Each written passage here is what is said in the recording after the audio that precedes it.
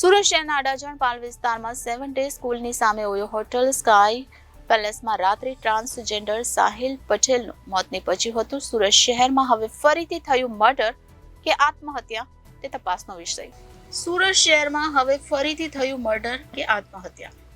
Oyo hotel sky પેલેસમાં રાત્રે transgender Sahil પટેલનું મોત નીપજ્યું હતું. પરિવારજનો દ્વારા કહેવામાં આવ્યું છે કે પ્રિન્સી પટેલ એટલે કે કિન્નર સાહિલ પટેલનું મધરાત્રે મર્ડર થયું છે. મિત્રો સલમાન શેખ સાથે રાત્રે બંને ઓયો હોટલમાં આવેલા અને મોડે રાત્રે નશાની ધૂત હાલતમાં સાહિલની ડેડ બોડી મળી આવી તેવું પરિવારવાળાએ કહ્યું કે પોલીસ દ્વારા અમને ડેડ બોડી જોવા પણ દેવામાં આવી હતી.